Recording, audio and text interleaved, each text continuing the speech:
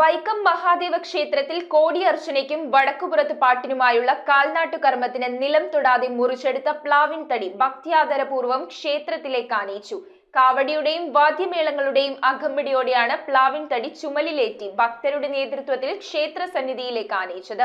വൈക്കം മഹാദേവ ക്ഷേത്രത്തിൽ 12 വർഷത്തിലൊരിക്കൽ നടക്കുന്ന കോടിയർച്ചനയ്ക്കും വടക്കുപുറത്തു പാട്ടിനുമുള്ള കാൽനാട്ടു കർമ്മത്തിനായാണ് നിലം തൊടാതെ മുറിച്ചെടുത്ത പ്ലാവിൻ തടി ഭക്തിയാദരപൂർവ്വം ക്ഷേത്രത്തിലേക്ക് ആഘോഷപൂർവ്വം ആനയിച്ചത്. കോടിയർച്ചന വടക്കുപുറത്തുപാട്ട് committee president advocate S Sudheesh കുമാറിന്റെ വീട്ടുവളപ്പിലെ പ്ലാവാണ് ഇതിനായി മുറിച്ചെടുത്തത്. വാദ്യമേളങ്ങളുടെയും കാവടിയുടെയും അകമ്പടിയോടെയാണ് കാൽനാട്ടിനുള്ള പ്ലാവിൻ തടി ചുമലിലേറ്റി ഭക്തർ വൈക്കം മഹാദേവ ക്ഷേത്രത്തിലേക്ക് പ്രയാണം ആരംഭിച്ചത്. നൂറുകണക്കിന് വിശ്വാസ ഭക്തരാണ് പാതിയോരത്ത് പൂക്കൾ വിരിച്ച ദീപക്കാഴ്ചയൊരുക്കി കാത്തുനിന്നത്. മഹാദേവ ക്ഷേത്രത്തിൽ കൊടുങ്ങല്ലൂർ ക്ഷേത്രം തന്ത്രി ടി എം ശങ്കരൻ നമ്പൂതിരിയുടെ മുഖ്യ കാർമ്മികത്വത്തിൽ Devaswom board president advocate P S Prasanth കാൽനാട്ട് കർമ്മം നിർവഹിച്ചു. News bureau, Vaikom.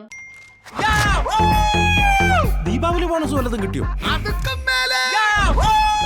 എന്റെ മോള് എന്റെ നാട്ടിലെ ആദ്യത്തെ പൈലറ്റായി. അവളുടെ അഡ്മിഷന്റെ നേരത്ത് എനിക്ക് കൈത്താങ്ങായത് മണപ്പുറം ഗോൾഡ് ലോണാണ്. മണപ്പുറം ഗോൾഡ് ലോൺ പണയം വെക്കുന്ന ദിവസങ്ങൾക്ക് മാത്രം പലിശ ഈടാക്കുന്നു.